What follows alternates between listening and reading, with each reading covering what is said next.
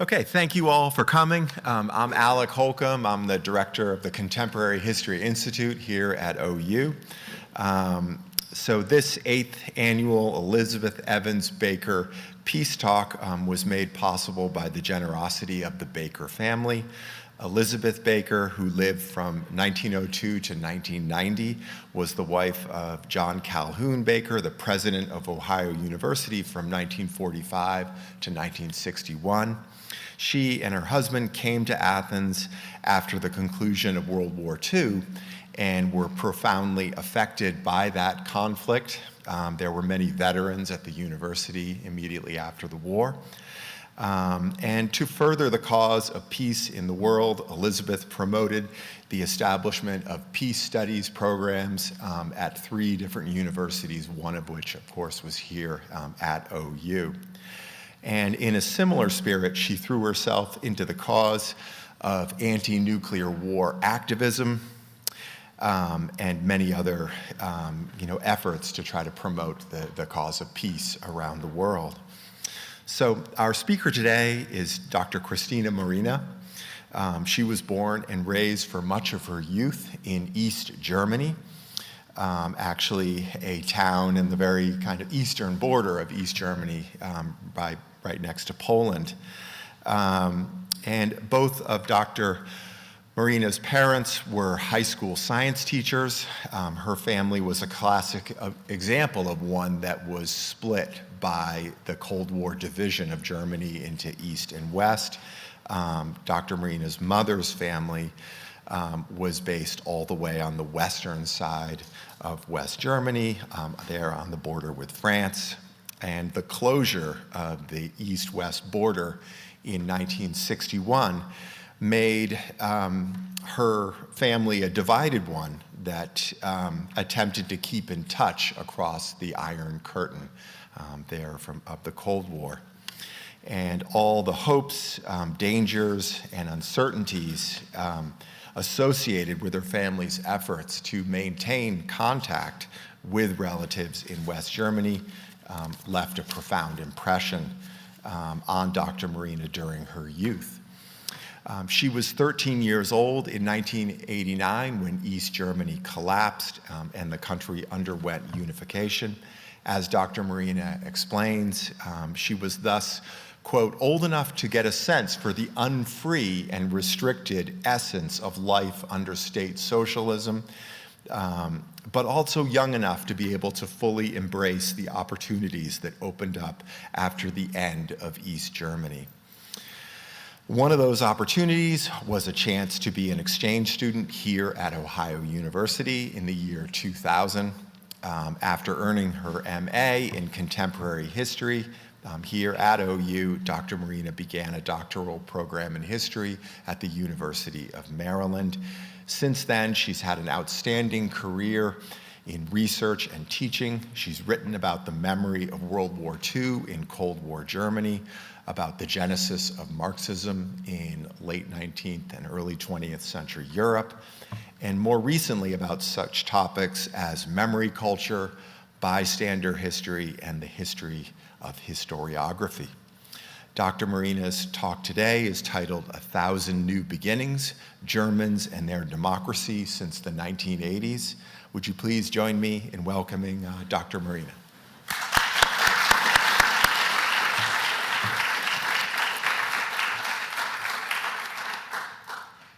Thank you so much, Alec, for that lovely introduction. Good evening, everyone. It is truly a great joy and honor to be back in Athens and to have been invited to give this year's Elizabeth Evans Baker Endowed Lecture at Ohio University. Thank you to Alec Holcomb, Ingo Trauschweizer, Chester Patch, and Sharon Fontaine for making this possible. The topic of my talk today, the contemporary history of democracy in Germany, results from a long journey of scholarly work that really has its roots at the Contemporary History Institute here in Athens. This is the place where I first learned to systematically inquire the present in light of the past and the past in light of the present. an undertaking that historians in Germany often view with skepticism and that is sometimes, and sometimes rightfully, denounced as presentism. But the kind of interdisciplinary education I received at the CHI was based on the assumption that a meaningful scholarly dialogue between the past and the present is only possible if it is based on sound conceptual thinking, robust empirical inquiry, and interdisciplinary open-mindedness. It taught me that doing contemporary history does not mean to engage in short-sighted political arguments, but to contribute to a profound reflection of current events in view of our shared and diverging historical pasts. I'm deeply grateful for the years I was able to spend here, the books I was tasked to read, the papers I was required to write, and for the warm and respectful atmosphere all of our professors created to make us feel welcome and at home. For me, as a young woman from East Germany, it was mentioned, who at that time had spent most of her life under a socialist dictatorship, it was a truly liberating, life-changing experience. On this personal note, let me now turn to my lecture. The stability of a political system, including democracy, hinges not only on its constitutional order, the strength of its institutions, or the actions of its elites. It also depends on the principal approval of its core ideals among large segments of the general population. How and how well the democracy functions is not least determined by what its citizens hope and envision it to be and how they act and relate to it in their daily lives. My talk today is based on a book that I published recently in German, 1,000 New Beginnings, Germans and their Democracy since the 1980s. It is the most contemporary work of history that I have ever written. It takes a fresh look at the history of German democracy by asking how ordinary people in East and West imagined democracy across the caesura of 1989, and how these imaginations have shaped the democratic culture of Germany today. Let me begin by diving into the rich and diverse source base I was able to consult for this undertaking. Last but not least, the friendly archivist brought me 2 nondescript cardboard boxes. Their label, Building Democratic Structures, Initiatives and Associations, Fall 1989, hardly prepared me for the blast of democracy that struck as soon as I opened the 2 lids. Inside the boxes were hundreds of flyers, letters, concept papers, and protest announcements from the months around the fall of the Berlin Wall. The papers were carefully sorted from A to Z, from Action for Clean Rivers, Leipzig, to Central Post for the Rights and Protection of Conscientious Objectors, Bremen. The documents came from initiatives with names like New Beginning 1990, and Forum for Direct Democracy. And they sought to transform this historic moment of liberalization into a laboratory for democratic fresh starts. At last, real democracy was to be established in East Germany. A thoroughly mobilized society was contemplating the radical reinvention of its everyday life, its neighborhoods, workplaces, schools and childcare centers, voluntary associations, local governments, and, not least, of course, the constitution of the entire country. I marveled and sometimes smiled at this ravenous hunger for democracy and democratic participation. I noticed the many East-West German connections in these files that today are hardly ever mentioned in public ceremonies remembering the 1989 revolution. After closing the boxes, I walked down the wide staircase in Leipzig's House of Democracy, a building that had housed local opposition groups during the revolution and is now their central archive. Processing what I had just seen, I thought that's what the revolution of 1989 was all about, 1,000 new beginnings. This living memorial to the revolution of 1989 is located in a part of Germany where, in the recent federal election in February of this year, the right-wing populist party Alternative for Germany, AfD, became the strongest political party with 34% of the vote. In East Germany overall, it won 32%, compared to 18% in the western part of Germany. With almost 21% nationwide, the AfD gained 152 of 630 seats in the Bundestag, in the parliament, and is now its second largest party. What connects these two historic developments? The peaceful revolution full of positive new beginnings on the one hand, and the above average support for right-wing populism and radicalism on the other. How could the democratic mobilization of a self-liberating society become the breeding ground for an anti-democratic revolt? Clearly, the 1,000 new beginnings of 1989 have an ambivalent afterlife in the history of German democracy. They engendered an unprecedented degree of hope and uncertainty, courage and ambiguity, emancipation and polarization. This divided legacy is often viewed all too schematically. The years before and after the fall of the wall, the history of dictatorship in the East and of democracy in the West, here the shock of capitalist takeover after 1989, there the blatant handling of this takeover by West German elites. Here, the insecure, broken, clueless society in the East, and there in the West, the matured, liberalized civil society of the Federal Republic. I want instead to describe how Germans in East and West understood democracy and citizenship across the caesura of 1989. My focus is on the democratic ideas, expectations, and experiences of average citizens in East and West. 1989 was a truly historical caesura with manifold consequences, both inspiring and unsettling. However, to truly understand these consequences shaping the country to this day, we need to look at the history of political culture in divided Germany from an integral perspective, moving beyond the schematic East-West paradigm. The West German state, the Federal Republic of Germany, was not alone in having a history of democracy before 1989. In curious ways, the East German state, the German Democratic Republic, did so as well. It even carried democracy in its name, unlike the Western state. Certainly, socialism was the ember of the East German experiment, and the Soviet-style authoritarianism of the ruling SED party was the central reason for its lack of legitimacy and ultimate collapse.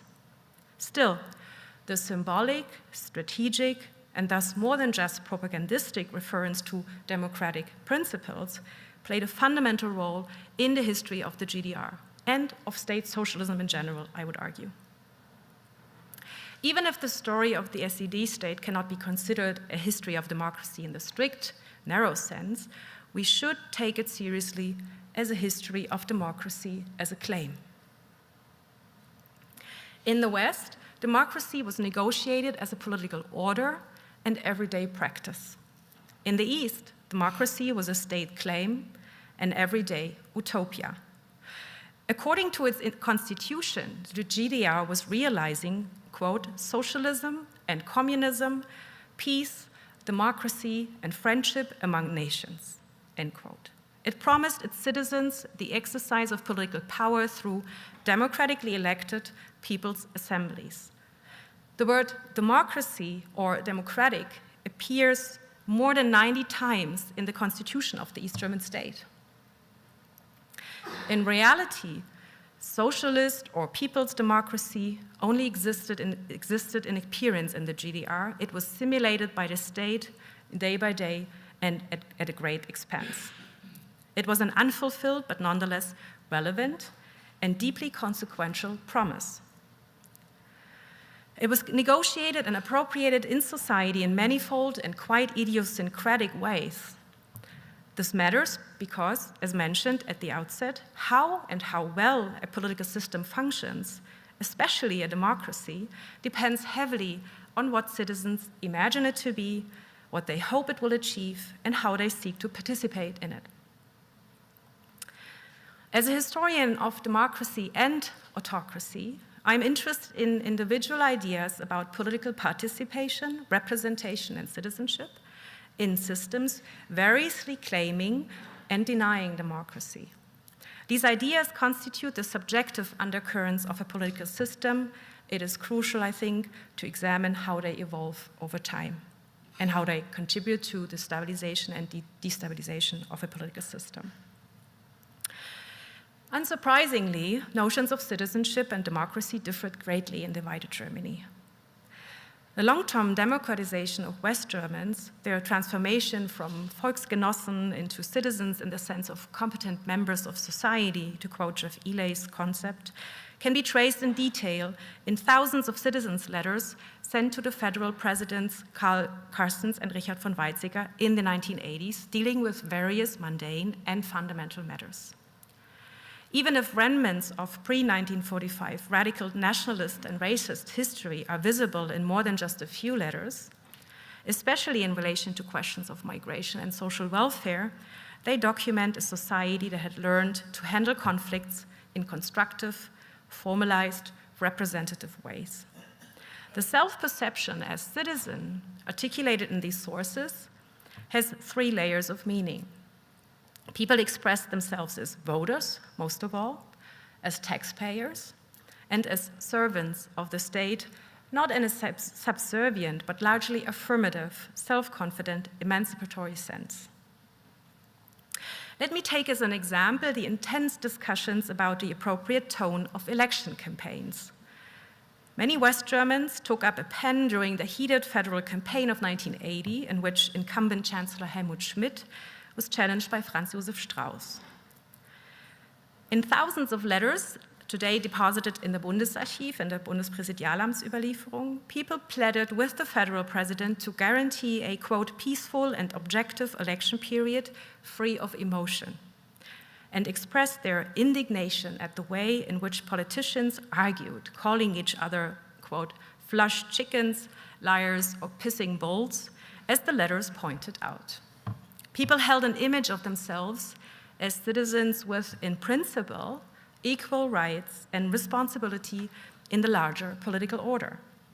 They were communicating as sovereign members of society.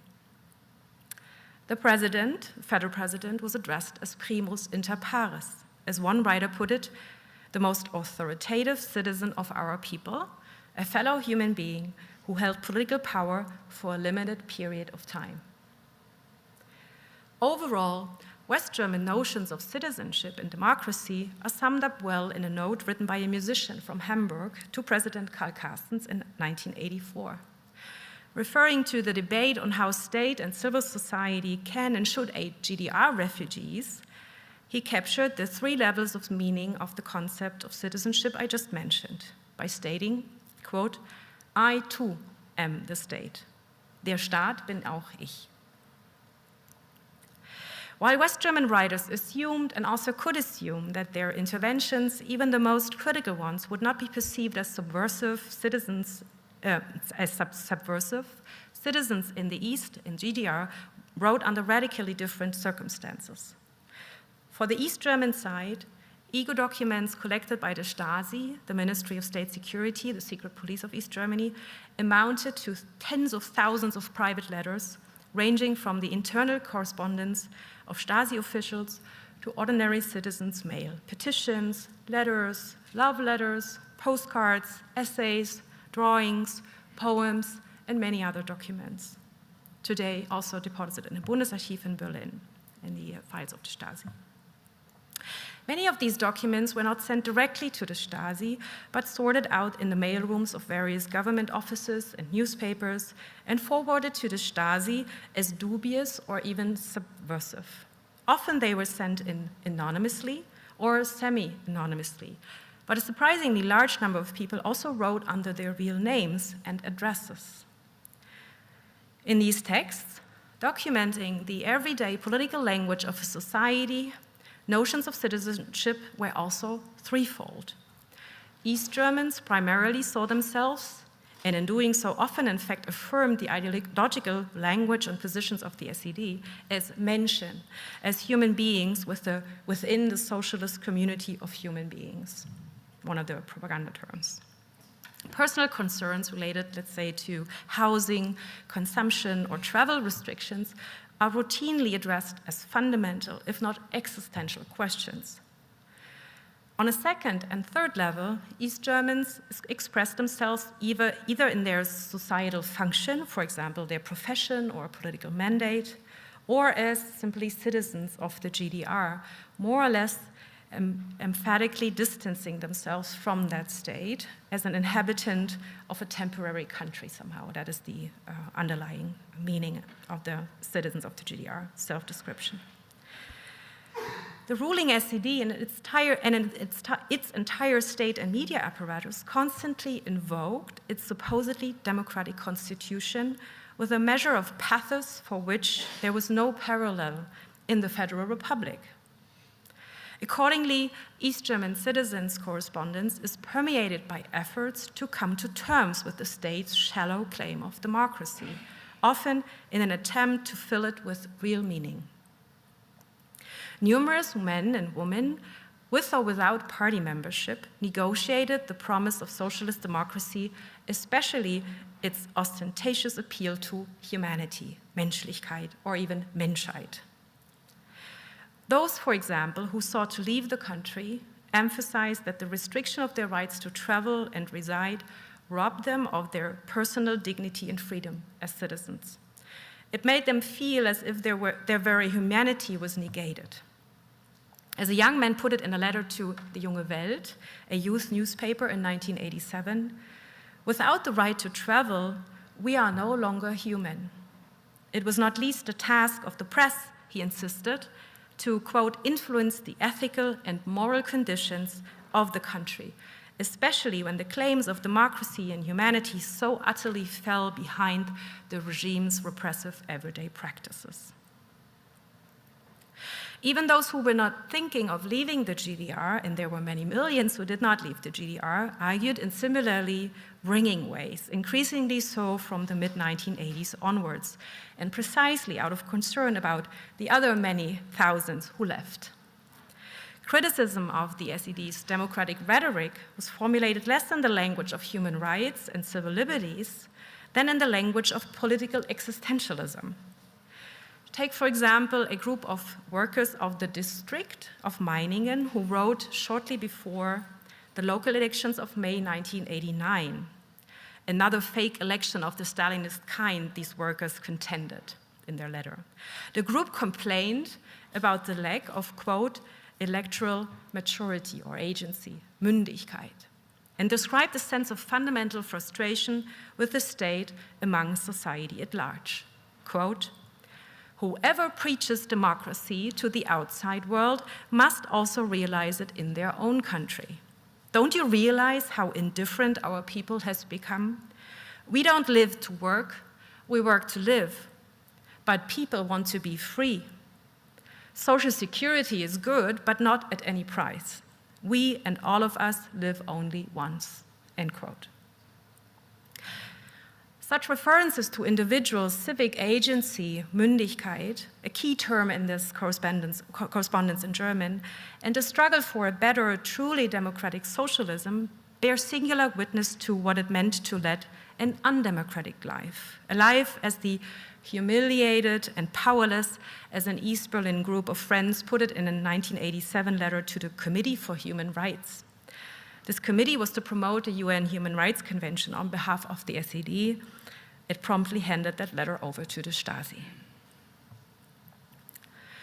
There are also some similarities between East and West German citizens' letters. In the 1980s, both societies were highly politicized, at times even agitated. What West German letters show is a widespread adoption of the so-called constitutional patriotism, what Dolf Sternberger, Jürgen Habermas, and others have conceptualized as a peculiar German Verfassungspatriotismus, an emphatic embrace of the principles of the FRG's constitution, the Basic Law, and a professed loyalty to a set of civic norms instead of an ethnically defined nation. The basic law is fatherland, in a way. Meanwhile, GDR citizens' mail also documents a broad politicization of society way beyond oppositional circles and long before the revolutionary fall of 1989. East Germany in the 1980s still tends to be perceived as an apathetic niche society, void of any meaningful civic engagement and genuine political interest after exhausting decades of socialist experimentation. But this is an untenable position, not least in view of the citizens' letters I examined. Politics in general, and the political reality of the SED state in particular, were intensely debated. The idea and practice of democracy was demanded, challenged, and rejected on a daily basis in varying ways. Many East Germans wrestled continuously with the huge gap between the promise of liberation and a life in repression, the claim of democracy and reality of autocracy. Very often this was done constructively and even regime affirmatively in the spirit of socialist democracy. But many letters were also written from an oppositional, frustrated, and even hostile perspective, quite aggressive also in threatening violence. As in the West, many citizens in the East wrote to their state and the authorities seeking to inspire reform, but their writings were usually much more confrontational in content and desperate in tone. Consequently, ideas about participation and representation, about the balancing of interests and the sharing of power, differed fundamentally. On an everyday level, citizens scrutinized and debated their respective states, governments, and civic self-perceptions. In all these debates, in East and West alike, the idea and practice of democracy, or indeed its illusion and denial, was a crucial frame of reference. A comparative analysis of these political cultures shows that democracy in the West was an everyday reality in constant need of shaping and reform. In the East, it was an ever-elusive concept forcing people to wrestle between promise, hope, and despair. The insight that the late GDR too was a thoroughly politicized society far beyond the opposition and way before the revolution of the fall 1989 raises a whole set of questions regarding the history of unified Germany. This is a history that, from today's perspective, is ever more shaped by the particularly strong support for right-wing populist and extremist parties in the East. The double legacy of claimed democracy under the SED dictatorship on the one hand, and the actual liberating power of practiced democracy during the 1989 revolution that toppled this regime, on the other hand, is a crucial factor to be considered in this regard. Remember that in the course of 1989, the Western Bonn Republic celebrated its 40th anniversary. Not triumphantly, but, satisfied. While the Second German Republic in the East came to an end in the same year. In the summer and fall of 1989, before the wall came down, a highly politicized East German society, partly in opposition groups, partly independent of them, created a new kind of public sphere. For a few historic weeks before the fall of the wall, East Germans debated among themselves, in private and semi-public conversations, not the abolition of the state, but ways to end the one-party rule and how to fundamentally reform their state and society. A true people's democracy, a Volksdemokratie, was finally to be created. At this point, the ideal of socialist democracy was by no means radically called into question. Rather, it continued to be relevant as an ideal within and outside party ranks. The opening of the Berlin Wall and the ensuing dissolution of all material, political, and cultural borders ended this brief phase of an inner East German dialogue about the future of socialist democracy. Quickly, this conversation submerged into the much more complex all-German media landscape and public sphere. It ended with the first free elections in the GDR in March of 1990, with a historic voter turnout of 93%, It sealed the fastest possible path to unity without an East German Sonderweg, the integration of the East into the political order of the Bonn Republic, in accordance with Article 23 of the Basic Law. From there on, the 1,000 new beginnings that had shaped the Annus Mirabilis unfolded in a twofold way. On the one hand, the powerful, diverse democratic awakening of 1989 has consolidated in many ways since 1990. So I'm not just telling a dark story. Voter turnout remained generally high in East Germany, albeit lower than the fabulous, just mentioned, 93% in March 1990. Civic and entrepreneurial engagement increased steadily. And while East Germans were and remain significantly underrepresented in most sectors of society, they are slightly overrepresented in state politics, in the leadership levels of political parties, the legislature, and the federal executive branches. In my view, this rarely noticed fact speaks to the constructive legacies of 1989. It also explains why the East Germans Angela Merkel and Joachim Gauck were able to rise to the highest offices in the Berlin Republic, giving it an East German kind of double leadership for a while. They were not exceptions, but rather the most visible manifestations of the largely successful integration of East Germans into the Federal Republic's democratic system. On the other hand, though, the 1,000 new beginnings have also evaporated or taken on a wholly different logic of their own that now affects the political order of united Germany in rather destructive ways. No independent political party emerged from the democratic revolution. The East German Social Democratic Party, found courageously in the summer of 1989, merged into the West SPD in early 1990. Most citizens' movements merged into the Conservative or the Green parties. Ideas for constitutional reform negotiated around 1990 in East and West German citizens' initiatives never gained significant political support. Further, East Germans join political parties less frequently than West Germans. They vote more often for small and extreme parties, and they still consider equality the most important social ideal, while West Germans cherish freedom the most. Finally, East Germans show more support for unconventional forms of political participation, such as ritualized Monday demonstrations and Virgils, for direct democratic or plebiscitary politics, such as referendums, and not least for political violence. As a result of all this, the idea of a liberal representative democracy is under greater pressure in the East than anywhere else in the country, and it is now destabilizing the whole system. The rise of the AfD since 2013 was and is driven by an above-average support from the East. There are many reasons for this, not least the way in which the AfD integrates West and East German political expertise and experiences like no other established party. East German ideas about democracy, representation, participation, and national community still differ significantly from the West's political culture of liberalism, diversity, and pluralism. If we want to understand and effectively respond to the right-wing populist tide in the East and in other places around the world, I think it is important to pay more attention to the diverging ideas and practices of democracy, not least because all these movements claim to be truly democratic movements.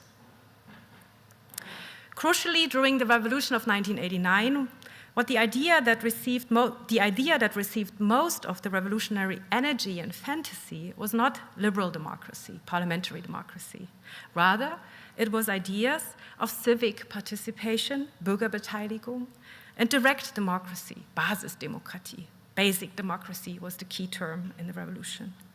There was a strong sense that a true democracy represented all, the entire people, and its allegedly one singular will, and that the goal of all politics, to quote from a citizens' petition written up in Leipzig in the May of 1990, was to form a, quote, permanent consensus between the government and the population.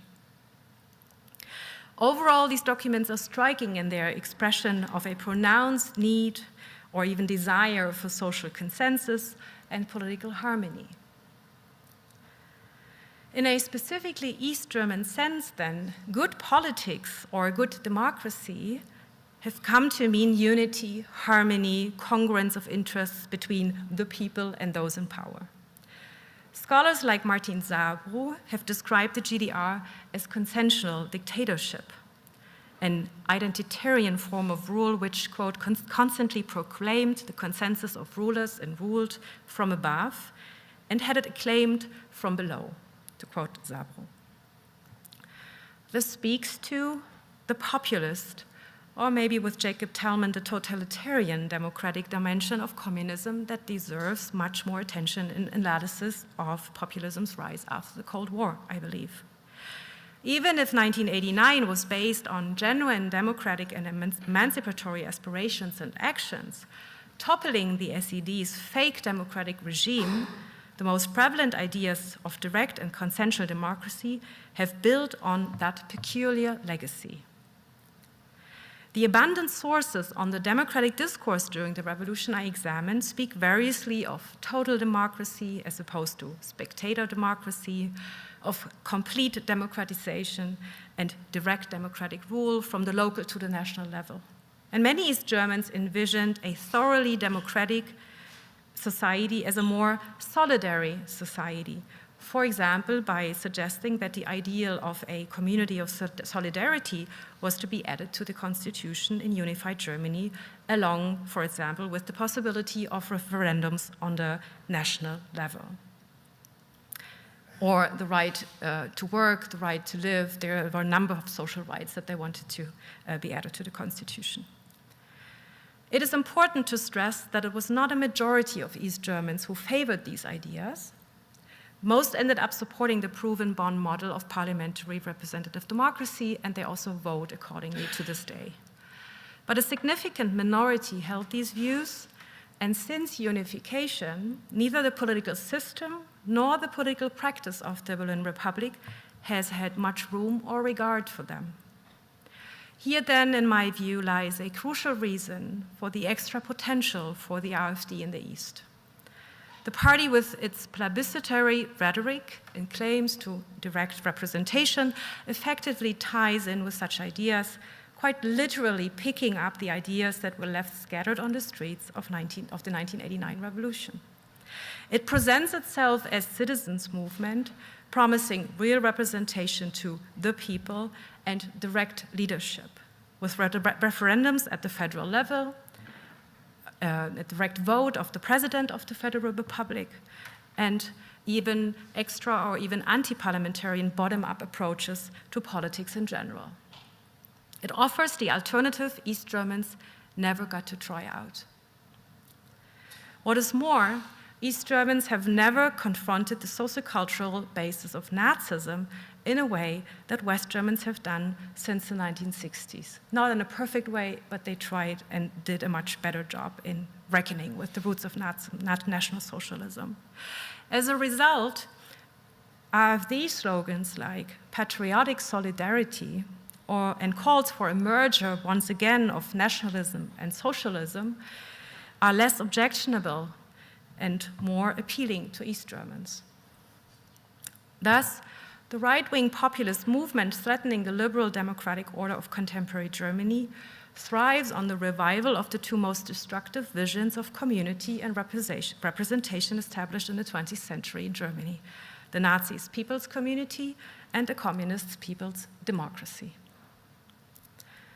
In conclusion, let me stress that it is a multiplicity of ideas about democracy emerging from the 1989 revolution, but also from more distant and even violent political traditions in German history that continues to shape the Berlin Republic in manifold, ambivalent, and currently even unsettling ways.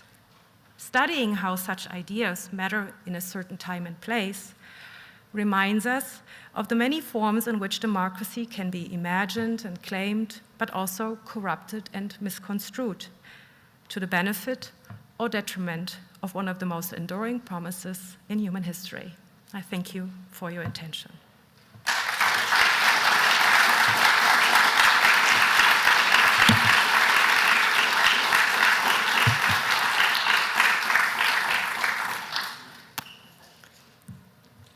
there's a little bit of time to take a few questions, right? Yes, Am I correctly? feel free to raise your hand and see if I can call. But maybe I'll get things started. I have a question for you. I'm curious to know, when you were young in East Germany, what was the official explanation of the Western claims to democracy? How was that? What was the official line on that? And do you think that that official take sank in with many of your counterparts? Yeah, there was a line that was very clear and very vivid, for instance, in school books about Germany after 1945, for instance, with photographs of homeless people in West German train stations. And the line was pretty effective. It was convincing. The way it was presented is that what they did in the West was the usual, the bourgeois, the obsolete way of democracy, which was class democracy.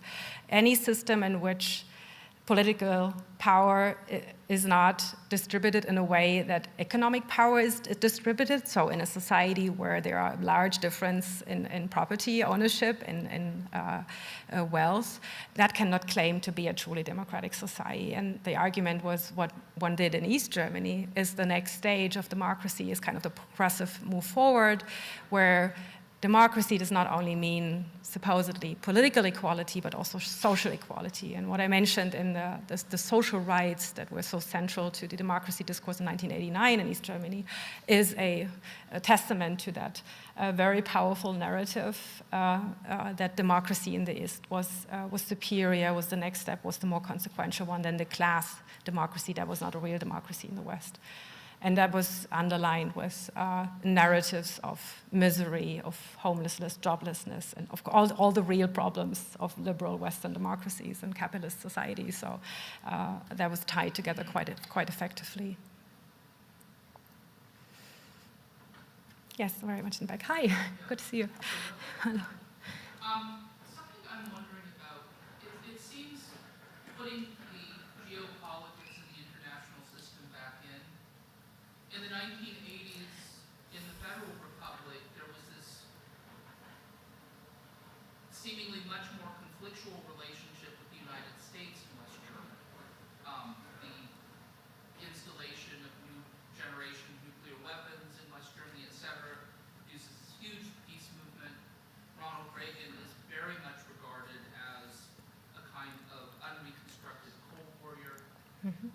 While in the German Democratic Republic, Gorbachev is actually creating an opportunity for this kind of people's democracy vision to flourish, that we can now finally have real socialism. And I'm wondering, what are the echoes of this in current alternative for Germany visions of Germany's place in the world? Is that just something that happened discreetly in the 80s? Or does this sense of Germany's place be, I know that AfD has a very interesting relationship with Putin's, or at least a conception of Putin's Russia that's very distinct from other German parties. So I'm wondering, what are the ways in which the experiences of the 80s carry over in terms of imagining Germany's place in relation to its potential partners, competitors, and the like internationally? Yeah, I could give you a draft of an answer because we need more historical research on that. We need more contemporary history on that question, on these continuities. You know, the last sources that I was able to consult, for instance, petitions to the Parliamentary mission that was set in place after the unification to deal with questions of the Constitution, the Gemeinsame Verfassungskommission vom Bundesrat und Bundestag. Those letters go up until the mid-1990s. And then the evidence that I would have to make a similarly substantiated argument about what I now presented here still needs to be done. But of course we can, and I have in this book as well, used social scientific research and polling, other research that dives into those questions. And certainly, I think both aspects you mentioned resonate in distinct ways still in United Germany, in the West differently than in the East. Thank you for pointing out the kind of the anti-war, anti-rearmament movement, which very much comes out in these letters. People who are critical tend to write more letters than, I didn't talk much about methodology, but that of course has to be taken into account. But that comes up very often. But still, there was a space in West Germany to discuss this. There was a space for protest, even if they were heated. And in electoral terms, in terms of governments, the position to align with the US and continue the Cold War in a way until the very end, was supported by most West Germans via elections, right? The governments, Schmidt was in trouble for that, and then Kohl took over, and nothing of that was called into question.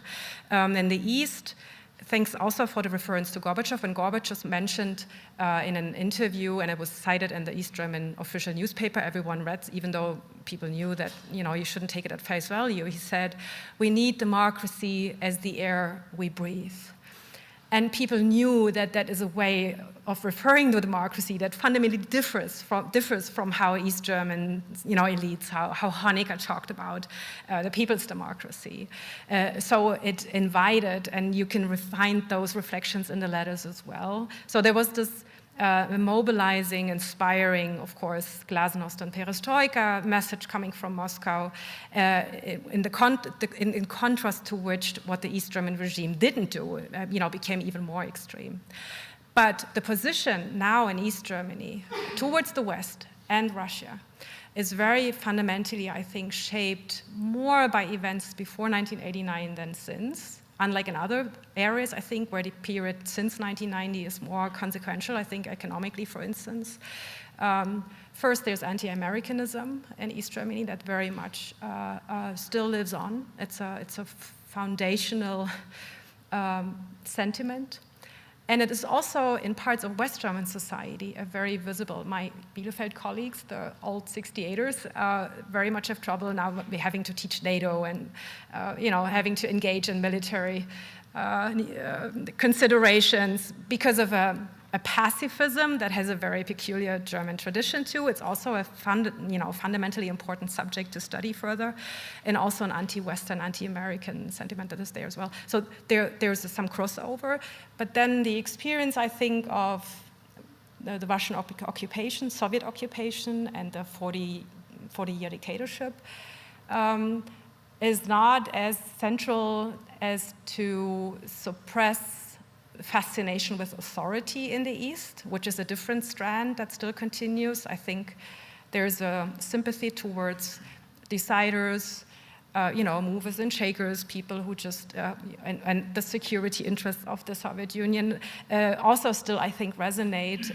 East Germans knew much more than West Germans what happened in Eastern Europe. I wrote my dissertation about that subject. They know much more about what the Germans did in the Soviet Union and Eastern European territories than West Germans. And so there's also, there are more than one answers to this question, but there's a rational set of explanations that can underscore and explain why the war against, the war that Russia is now fighting in Ukraine, and whatever Europe and Germany is doing to support Ukraine, finds significantly less support in East Germany than in West Germany. And the notion of peace, which was also another great dissertation, as much as you could study democracy in the GDR, what does peace actually mean in those discourses? That is something that the AfD rides on daily very prominently. And of course, there's a sense of wanting peace, because this is a region that has been, unsettled for decades and has been through a lot. So there's much to be profited from riding these waves, and the AfD is doing this at the moment most effectively. The BSV, there's a left-wing populist competition now at the moment, but they seem to be fading also quite quickly by now. Yeah, Steve.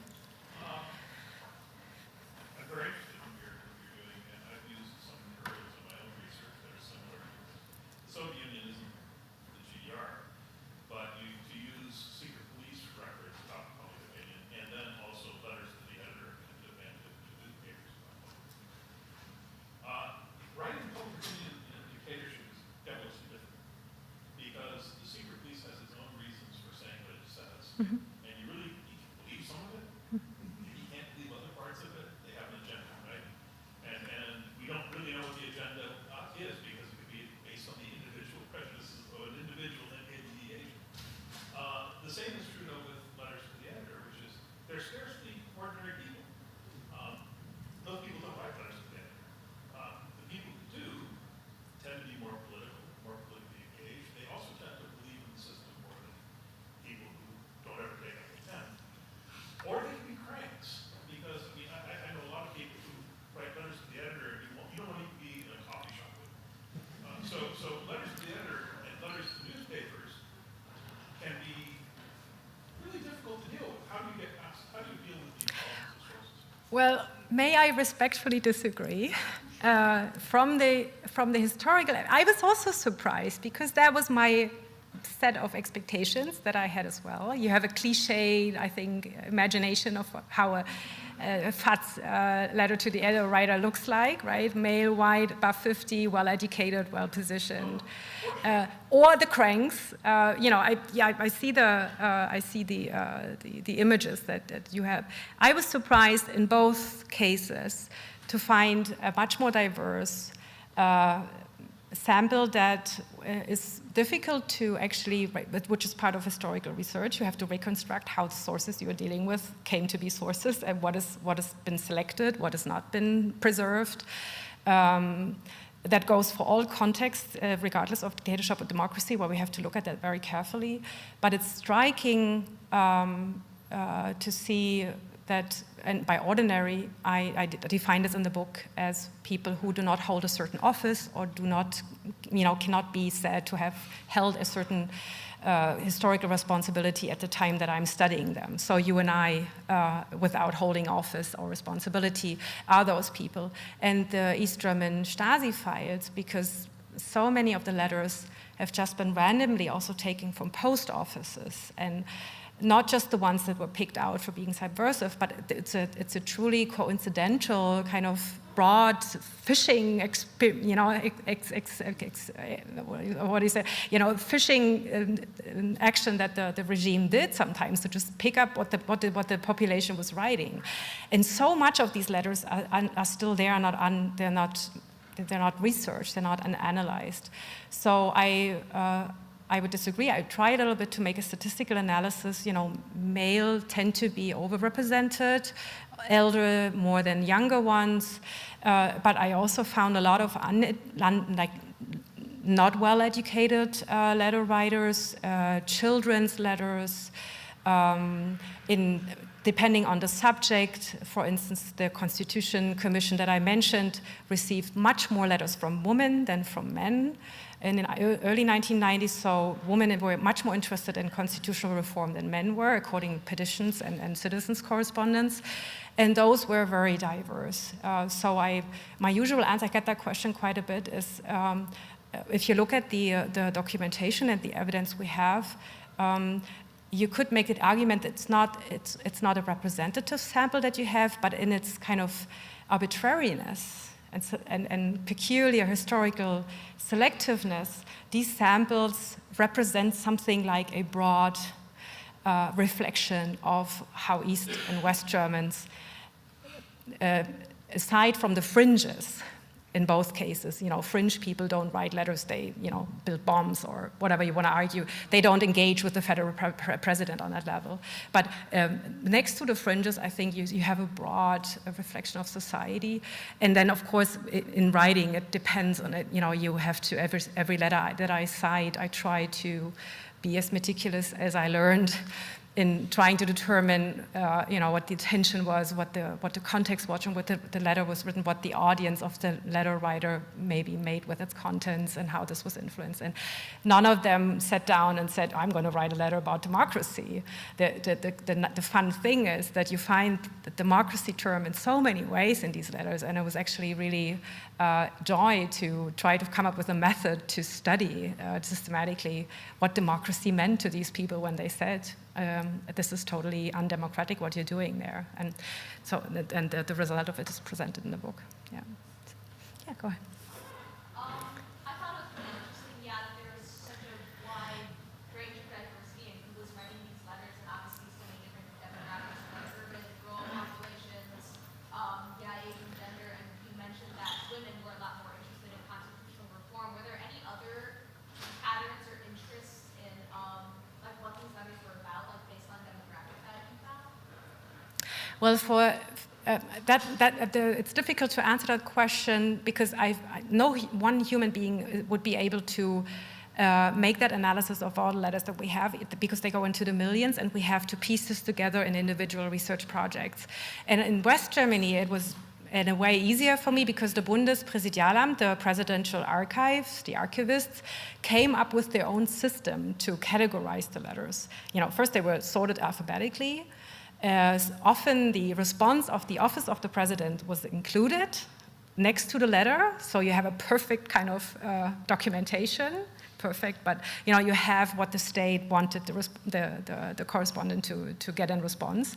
And they sorted it thematically. For instance, questions of refugees, of Asylrecht, the right to asylum, the weaponization, remilitarization, peace movement topics, das Vermummungsverbot.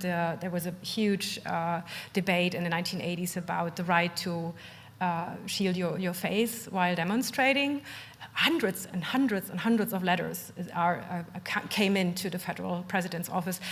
Sometimes after he gave a speech on television, or if there was an anniversary of the Federal Republic's birth, then there were thematic collections of letters that came into, for instance, by people who were born on May 23rd, 1949, which is the date the Constitution was passed, and they would suggest maybe it would be a nice gesture if the Federal Republic would start honoring people who were born that day to, strengthen our constitutional commitment.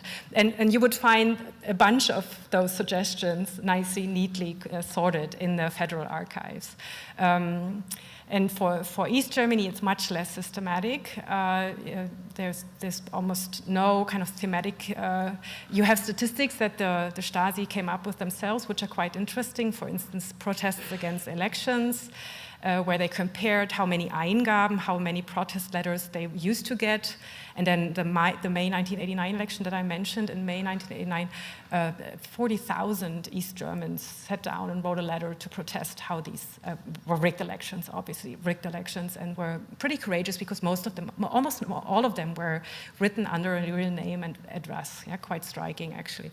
So I'm sorry, it's a long answer. For the records that we have for the post-unification period, for instance, the parliamentary letters, 800,000 letters were written to that commission. Many by women, but only 3,500 are preserved. And the archivist in the Parliament's archive could not tell me according to which criteria those 3,500 letters are preserved. So you're faced with whatever then the collection is. And of course, I wasn't able to read all 3,500 letters. I pulled them systematically every fifth file or something. You find a way to try to get a broad permission. And there you also have content analysis of the Secretariat of the Commission, where the overwhelming majority of those letters were concerned with plebiscitary and direct democratic suggestions, coming from mostly West Germans. So this revolution, 1989, was also a kind of a democratic moment for West Germans because they took the chance to, confront kind of the things they wanted to improve with regards to West German democracy. And that's a perspective on that event that hardly has not been taken thus far. It's the East Germans revolution, and we celebrate them for it, but then they're now the problem child of the larger unified Germany, what's going on over there. And on the other side, the West German part of it is hardly ever mentioned for what West Germans also invested in those years. And that is, for instance, visible in the huge support for plebiscitary elements, for instance, referendum on the national level, which we don't have in Germany. It's on the regional level and the city level, you have that, but plebiscitary level, since the Weimar Republic, that is no longer deemed. And there was never a political majority to amend the constitution or the basic law accordingly. Yeah, go ahead. Thank you so much for the talk today. I find your approach to connecting the AfD to GDR-style democracy and policy and values really interesting. What you don't talk about that is one aspect of the GDR I'm sure you've thought extensively about, which is that they have very strong borders. And not impermeable borders. There was immigration to East Germany, but there wasn't that much in comparison to the roll out of Western Europe more generally and to West Germany. It seems like from surveys that I've read that support for the AfD drops dramatically when immigration is taken off the table. That the vast majority of people are supporting the AfD because they would like to see immigration restrictions put in place. Is there anything in German democracy, any way of confronting this problem of somehow integrating these ideas into, or maybe not anti-immigrant ideas, but immigration restriction ideas into the democracy today? How do politicians, how do intellectuals think about the history of German democracy and dealing with immigration sentiments, especially East Germany today? Oh, that's a good question. I have, sometimes I've been asked to have a fire chat conversation with the minister of this and that, and even with the federal president because of the text that I've written about the East German problem. And it's interesting to see how seriously they are thinking about how to deal with the situation, even though I have much to criticize because I don't think they take it seriously enough. It's a democracy, a fundamentally demokratiepolitische Aufgabe in a way.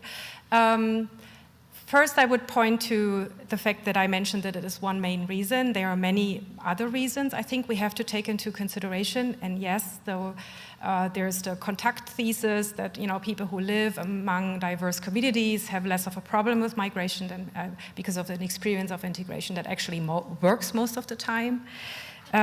But still, of course, there were hundreds of thousands of non-German workers in East Germany. They were much more separated from the general population. There was a long history of now well-researched, open, racist, even pogrom-like violence in the 1970s already in Erfurt, for instance. That was recently an anniversary. It was there was a remembrance for the first time that this was remembered publicly. But I think my response, I would also like to point out that the main reason why people say they vote for the AfD is because they want to give it to the other parties still. I checked the polling and the research on that question. 80% say they are frustrated with the other parties, with what they are offering.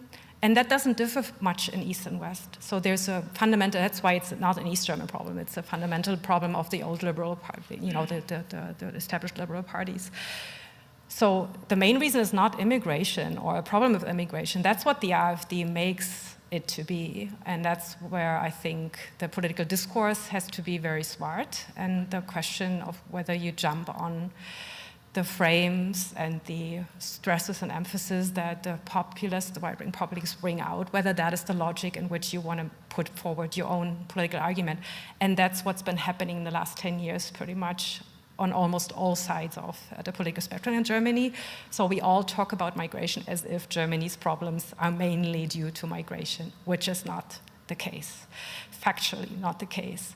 But there's no party that makes that argument in any effective way thus far. And so that sentiment can be brought up and cooked up more effectively in East Germany, where we talked about it over dinner. You have towns that are pretty and painted and everything is renovated, but nobody's living there anymore because there's so many people left and there's so few families and so few kids. And it's like a vicious circle because of the atmosphere there. People don't move there because why would you want to live in a place where there's so much xenophobia?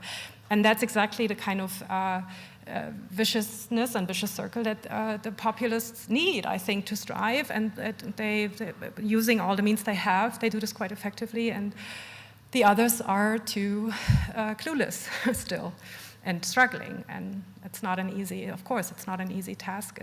I don't want to be a politician at this point. I'm not criticizing cheaply politicians. It's a hard job and it's a huge task. So that will be my answer to the question that you raised. Thank you for posing it. There was another one there. Last question. Yeah, go ahead. Well, so you had mentioned that like a lot of like the material you collected was from like the collected by the Stasi who used like mass collection in like which is similar to today's intelligence agencies which collect data, which is one form of it. Is there any sense of like fear or anxiety that like a Stasi-like organization could come back specifically through, you know, infiltrating BND or, you know, controlling the parties that would control such an appointment, because the Stasi had such like a long history of, you know, competent leaders such as like Marcus Wolf, whose identity wasn't known for many decades, and then on the other hand, you had Vladimir Putin, who's stationed in famously, you know, watching stationed in East Berlin, watching the Berlin Wall fall, which has become central to this worldview. So, like, is there some sort of, you know, fear that they could reconstitute and use, you know, the tools of modern day intelligence agencies to censor and control population as they once did? That's an interesting question. And I would say until 15 years ago, there was such a fear. There was a discourse about old guys, networks around those who had most power in the Stasi, who were very defensive because they were publicly banished and judged, of course, for what they had done in the service of their state, which in their view did not differ much from what the BND did in the West, because it was about, you know, it was a duty to protect the state. And I know of a discourse that was fearing that these people stayed connected and had still an influence, especially among oppositional and, you know, victims of communism, as they are now officially called, people who really were put in prison and suffered political persecution. But that has, I think, subsided, or it's not something that I'm aware of recently. What is interesting, maybe to refer to in this context as well, is that the citizen movements people, the activists who did not end up in politics after 1990, many of them, for instance, became part of initiatives to advocate for privacy rights, for instance, and you were early ones who started problematizing the power of algorithms and of the technology that we no longer see through, that is not easy to regulate, where who has the power has the money, who has the money has the power. And there are interesting convergences, because those are the ones that are also frustrated that they had kind of were given just the West German model, which, in their view was not the ideal and not the best way to go forward. But that's a different kind of discourse, and there are East German sentiments I think are interesting for that reason. But in terms of methods, and if you go to a museum today, the Stasi was very sophisticated and it was very effective, and people had, were freaking out and were real fear of Stasi persecution. But if you look at those museums today and the technology and the stupidity also of what they did, how they wrote, hardly high-educated people in major positions at the Stasi. It's very rare that you find smart documents, for instance, written by Stasi officials. Then I think there's no reason, for fearing that they would be regrouping and posing any kind of threat of the kind you just mentioned. So. Okay, thank you all for coming, and thanks especially to you, Dr. Thank you for your questions.